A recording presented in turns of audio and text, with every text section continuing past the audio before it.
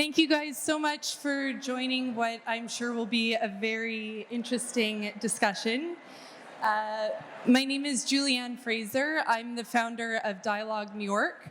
We are a digital marketing consultancy that specializes in building influencer marketing strategies for different luxury and lifestyle brands. We've worked with Sakara Life and Seed Probiotics and Brooklinen, Harry's, Adidas, and quite a few celebrity-founded brands as well. Callie Rosa and Emily's own Cubby, in fact. So very excited to be chatting with all of you guys. And I'll pass it over, Maggie, if you want to start with an intro. Hi. Oh, sorry. I'm happy I'm going first because I might be the only person you don't recognize on the panel. I'm Maggie Sellers. I am an angel investor. I invest a lot into celebrity brands. So I've invested into Joe Jonas's canned mimosa, into Katy Perry's non-alc brand, and then I also help place celebrities into brands. So most notably Sophia Richie into Nude Sticks. I also helped bring Little Yachty into Future Mood and basically combined my background of being a brand startup operator, venture capitalist, and a talent manager, and now do this full time. So thanks for having me. Hi, my name is Denise Vasi. I founded Maed. We are an online digital community that focuses on clean beauty and self-care, and we are moving into the beauty business later this year as we launch product. Hi, I'm Margaret Josephs. I'm the founder of Macbeth Collection and Candy Couture. Recently, I started a mocktail called Soirée, and you might know me from Bravo, Real Housewives of New Jersey. Woo! Woo! Hi, I'm Claudia.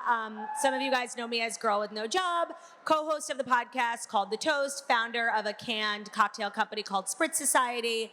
Can't recommend it enough. It's delicious. Author, comic, all the stuff. Hi, my name is Emily DiDonato. I've been a model for over 10 years, primarily in the beauty space. I was the face of Maybelline for 10 plus years. I'm also an influencer, content creator, and also a mom and the co-founder of Cubby Skin. Lucky us, impressive lineup. So the topic of today's chat is how to use influence to build brands with integrity. And before we dive into the details, I really want to just tap on that one particular word, integrity, and what that really means to you. So actually, Denise, I saw you shared yesterday on your stories the importance of raising your children with integrity. And I was wondering how you think about integrity when it comes to business and running Maed as well. Well, in terms of the content creation and influencer side, for me, integrity means that I have to wholeheartedly, 100%, stand behind something, a brand, an idea, a notion, whether or not I'm getting, I have anything to gain from it. So that partnership or that work with that brand, I need to know that they fully align with my core values, first and foremost. Right. Claudia, what about you? Can you repeat the question? I can't hear you down here. Yeah, definitely. Just the theme of our topic around integrity and building brands with integrity, leveraging your influence. So what does that look like for you when you're building your various brands? Yeah, I think when you come from the internet, it's really difficult to work with brands, start brands without people just coming for your neck all the time. And so when you're starting your own brand, that integrity really needs to carry through. Everything needs to be cohesive. I started an alcohol brand because I get drunk. It makes sense, I'm not out here starting a lettuce company. I don't like lettuce. It's that sort of integrity and that sort of continuity in your brand is so important. And I think that's what really creates success when it feels right. When I came out with wine, they were like, duh, it has to make sense. Totally. I love it. And I feel like integrity goes hand in hand with this word that we're hearing a lot in marketing being authenticity. And yes, it's a buzzword, but truly amongst the sea of hashtag ads and all of the noise on social media, it's really that authenticity that, pierces through the noise. So I would love to hear from you guys what the inspiration was behind starting your brands and how it felt authentic to you in choosing the products that you did.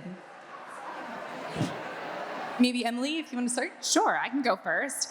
So like I mentioned, I've been a model for over 10 years, primarily in the beauty space. And I think I came from the mentality that more was more when it came to beauty. I would pile everything that was on my face that was ever recommended to me, and my skin would very much suffer. So I think in launching Cubby, we really wanted to create a simple, effective, and approachable routine for skincare. So that was the main thing that we really wanted to focus on and what inspired us, because we found that people found that skincare was very, very complicated, overwhelming. People were trying to be their own dermatologist / skincare chemist, and it was becoming just generally very overwhelming for people. So we were like, how do we take that away? How do we make it simple, easy, and approachable, and something that you look forward to in a moment in your day every day? And I have a quick follow-up to that. You mentioned being the face of Maybelline for so many years. You were connected to so many different beauty and skincare brands. What motivated you to start your own versus joining an established brand as a creative director or doing something like that? Yeah, I mean, I think I had been a model for so long and been kind of behind the camera. And I think I got to a point where I was like, I really wish that I could add more to this conversation and more to this vision as opposed to just being the face. It just felt a little too dimensional to me. And like I said, I felt like things could be easier and simpler. And I felt like I could bring that to life outside of just being that image, like lay flat. So that's what inspired me to kind of do it myself. And also with my co-founder, we really bonded over this idea that we felt overwhelmed by skincare at the moment. And we were like, let's come together and create it ourselves. Why not? Claudia? Yeah, for us, when it came to creating a canned cocktail, we knew that there were a lot of canned cocktails out there. And personally, there was just a lot of lack of information and education about what we were all drinking. I mean, I think we all know the White Claws and the Trulies. And for so long, I thought I was drinking vodka. I was like, woohoo! And it wasn't until I read the label, I'm like, there's not even liquor in here. It's all made of chemicals. And that's why I threw up in the Utah airport. It was a really dark time. And so just kind of learning that there was such a lack of transparency with so many of these products, we were like, okay, we're gonna make a canned cocktail just like everyone else, but it's gonna be real wine. There's gonna be real sugar in it, not these synthetics that mess with your stomach, and just that tastes really good and it'll get you drunk. That's the point, no? So we just kind of created the product we wished had been out there, which was so easy because a lot of the stuff out there is crap. And I'm curious too, because looking at how much you manage, it's wild between being an author, podcast, comedian, a founder.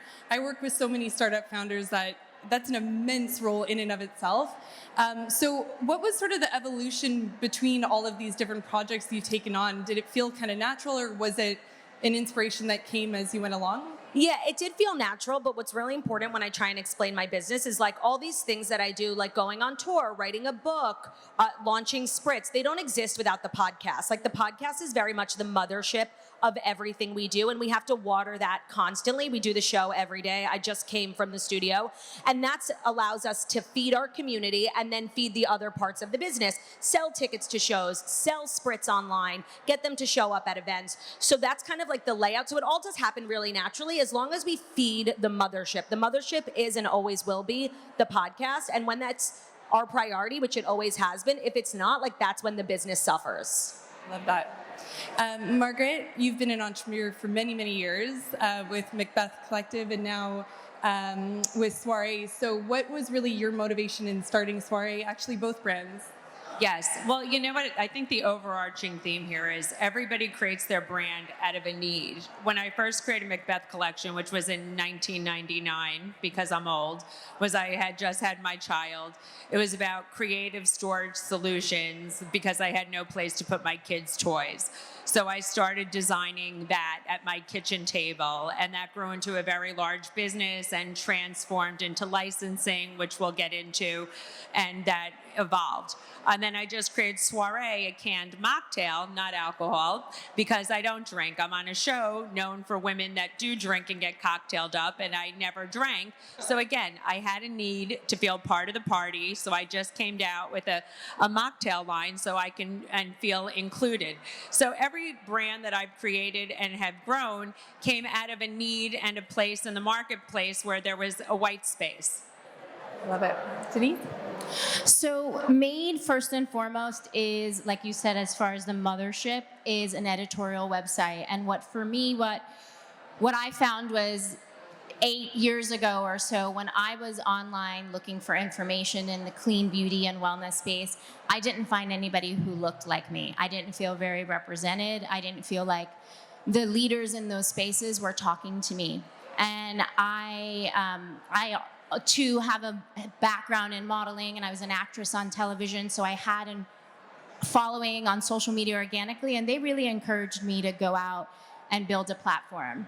So as I have been building that and growing the community and feeding them and inspiring, hopefully, and educating them in those spaces, as we move into beauty products, I had this community to go to and say, what do you think is missing?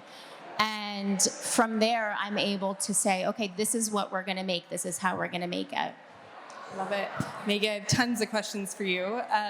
But as I'm hearing all of your stories, it's just blowing my mind the amount you guys are juggling. And I'm just curious what your approach is to balancing it all. A lot of you are actors, writers, have podcasts, models, mothers, a lot of you. So in and of itself, each one of those roles are immense. How do you balance it and find that kind of that split? I don't have kids, so I really feel like I cannot complain. I'm like, I want someone else to go first so that they can give me some tips, because I don't think I've figured it out quite yet. But I do think I have an incredible co-founder. And then also, I think this comes in like hiring a team and other people who can support you in different moments where you need to focus on different areas of your life or your business. But I think also at the end of the day, nothing's ever going to feel totally perfect or balanced, which is really hard to let go of, because you're like, you want to give everything to everything, and that's just not possible. But like, it's still like, don't let good or perfect get in the way of good, is the phrase. And it's also so important to know what you're not good at. Because I think as a founder, you want to do it all. And then when you do it all, you can't be the best at everything, and that's okay. But I think your business will fail if you kind of refuse to delegate. So there's so many elements of Spritz, especially when it comes to like production and manufacturing, that I'm really hands off on, that it's not my expertise. Like, I know marketing, I know social, I know community. So when those conversations are being had, I'm front and center. When those other conversations are being had, I'm not going to waste my time. I provide no value to those conversations. I'm going to go do something more productive with my time. Like, time management is huge. Right. Yes, I agree with Claudia wholeheartedly, because everybody's not good at everything. And I think the most important thing in business is to know what you're not good at, more importantly than what you are good at. And of course, I always say I'm much better being a front person and not at the back end. But when everybody says, how can you balance everything? I think it's very difficult, and you can have it all, but not all at the same time. And don't beat yourself up about it. I would always prioritize, even though I don't talk about my kids on TV. Yes, I would maybe not make it to a trade show, or I would show up late and I'd go to my kids' play. But you know what? You can't be too hard on yourself. It's very difficult to have it all at the same time. Right. Yeah, I agree. You need to give yourself grace, because there's only so much that you can do.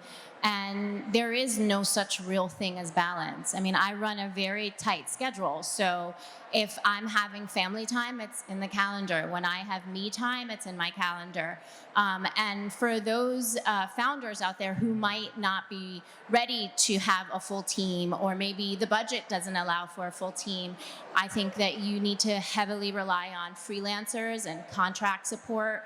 And look for those who can do multiple things so that they can support you in multiple arenas, and those arenas being the ones that you're not great at. I love it. Very inspiring, you guys. Maggie, you have so many years of experience working with celebrity-founded brands, investing or helping to formulate. You've built a social following yourself on TikTok as a result of sharing your knowledge in this. So would you explain to everyone just the various ways that you can think about either working with a celebrity at inception or bringing on a celebrity as an investor, ambassador, if you could walk us through the different options?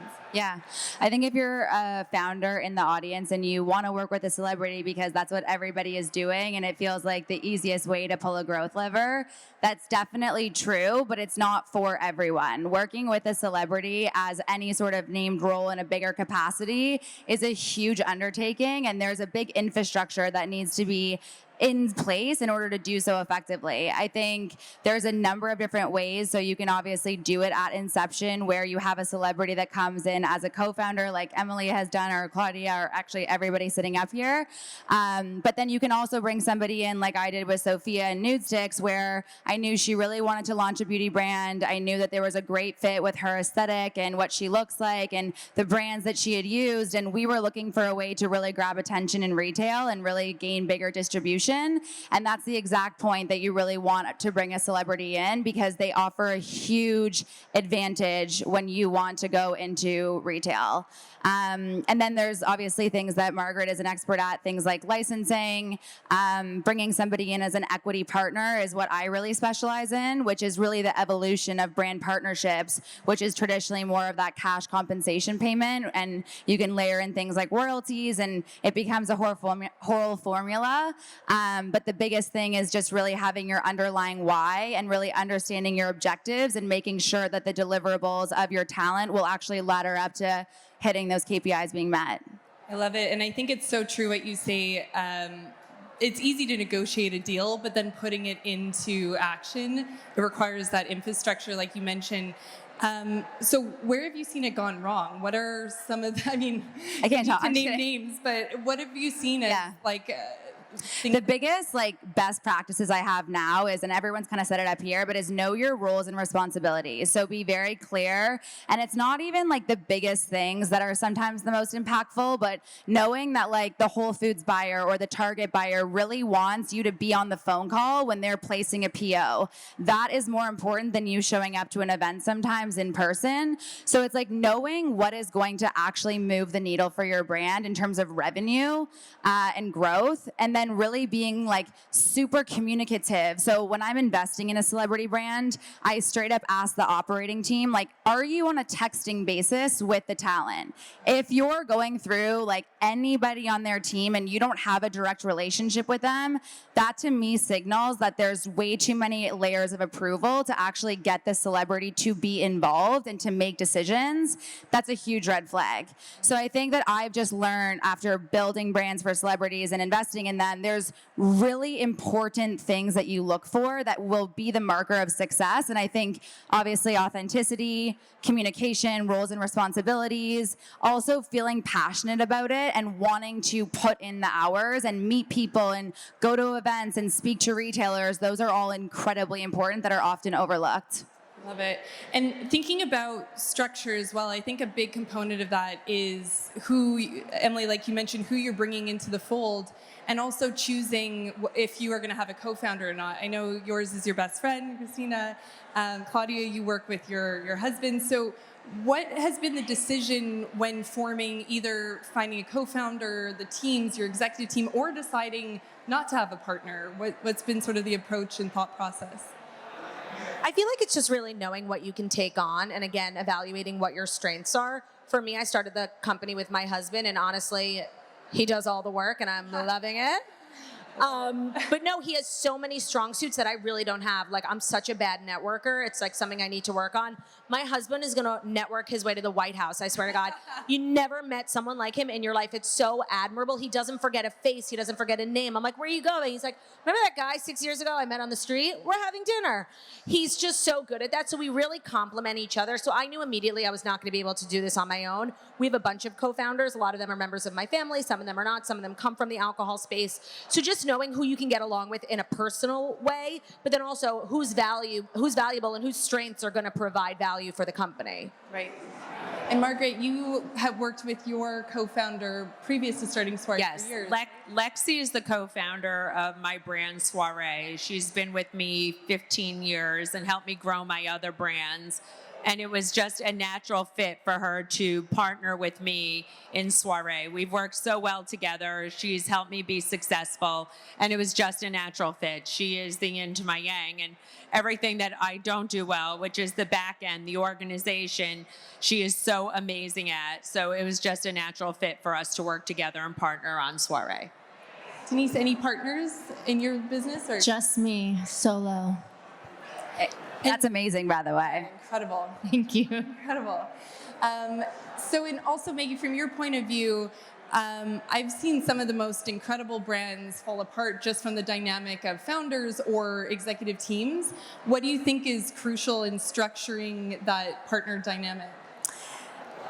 I think, especially as it relates to what I do, which is investing, is don't raise too much money too quickly at too high of a valuation if you're starting a consumer brand, even if you have an amazing celebrity on board. I think it's easier to raise money truthfully if you have a celebrity on board because we understand the growth that can come from that. But you can really set yourself up for failure when you enter into an environment where you raise too much money. And unfortunately, what that does is it starts to put pressure from the top of your investors onto the leadership team. And as we know, culture, people, that's the most important part of building a business today. Once that's at the top, it then trickles down and you have people that feel undervalued, overworked, they're not motivated, and they don't understand how to actually make a difference. So I think it's less about the co-founder dynamic. Obviously, you want like differentiating skill sets, but I think it's really important to understand the impact of financing and how that will affect decisions you're making today and what that could look like 5 to 10 years from now, because that's truly typically how long it can take to get an exit. Amazing, great advice. Margaret, just in regards to structuring a business, I know franchising has been licensing has been a very significant aspect of your strategy with Macbeth Collections. So would you mind just explaining at the base level how it's worked, how you've leveraged it for the success? A lot of people ask me about licensing and don't really understand what it is. I was licensing my brand since 2009.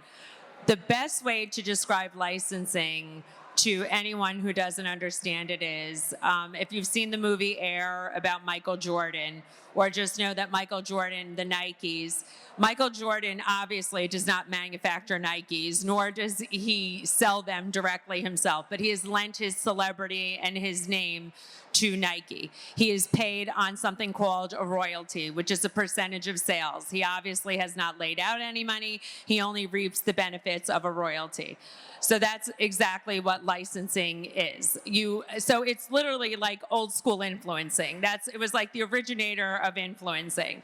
That's what licensing is. And that's what I did with my brand. I was known in the gift industry very early on for prints and patterns, and I started licensing my brand to different categories. I have in beauty products, pet, readers, all different things. I was the first female brand in what was called tech accessories, which was iPhone cases, earbuds, headphones.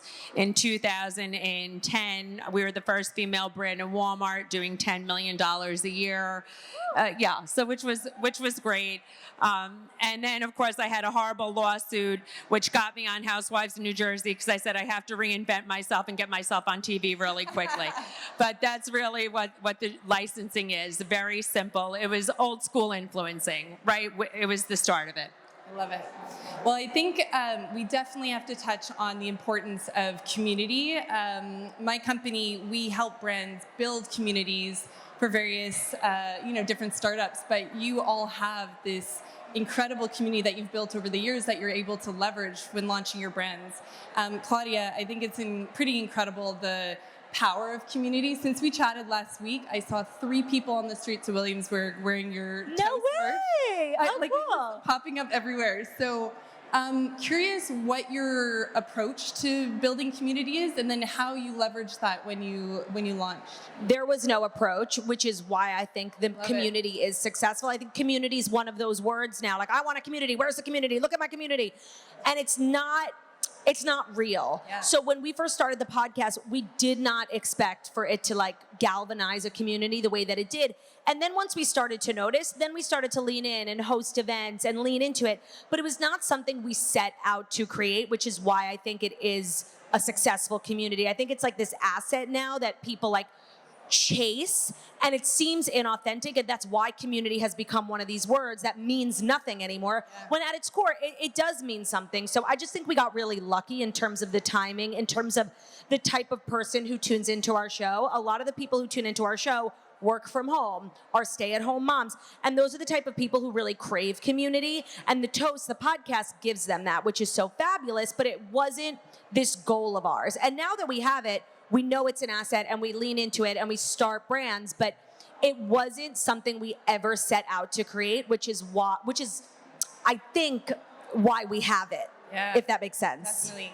And do you find that when launching Spritz Society, you had this established community that came over, Or do you feel like you have different siloed communities of people who follow your podcast or others that read your book? The mother load is the podcast, and they support everything we do. It's so amazing. And what's so interesting is like when we launched the product, we were like, well, we're influential. Like we can probably get into Walmart. And we did get into Walmart, but not because we're influential, because the people in our community work at Walmart. We got into Walmart, Target, Total Wine as a 1-year-old brand, and that's because the people who listen to the show, they're successful women. They work at their top liquor buyers at Whole Foods. And the day we launched, we started talks with Whole Foods, and that's unprecedented. And it's not because we have a popular podcast. It's because the people who are part of the community want to be a part of the brand, and they helped get us here. Like when we first started, before we ever launched a product, and why the company is called Spritz Society, is we sent out like thousands of surveys to our listeners, and we're like, if we were to create this, would you want it to be vodka based? Would you want it to be wine based? What kind of flavors would you like? Do you like this packaging or that packaging? And they literally created the brand with us. Like we used our actual audience as a focus group, and so they were a part of it from the very beginning, and they became the Spritz Society for us. So the whole brand is really like an amalgamation of our community, and that's from packaging to flavors to literally getting into retail stores we never would have had a chance to get into. Wow, that's insane. What a cool story. Denise, you speak about the importance of not only building an audience on social media, but really transitioning that following to your own platforms, and really, whether it be Substack or Patreon or all of these different aspects. So what's been your approach to doing so? Yeah, I think it's really important to remember that in terms of social media platforms, Instagram, TikTok, those communities that we have on those platforms are borrowed communities. So tomorrow, if TikTok or Instagram disappeared, would your brand still have a community? Would you, as an influencer or content creator? It's really important to understand that once you have grown that community on your social media pages, that you then work on moving them from your borrowed audience to your owned audience, which is email, newsletter, interactions, SMS. And that allows you to actually talk to your community, aka hopefully your future customers, and how you actually transition a follower into a customer, because you can have a ton of followers following your brand or a ton of followers as a content creator, and that doesn't necessarily mean that you actually have sales.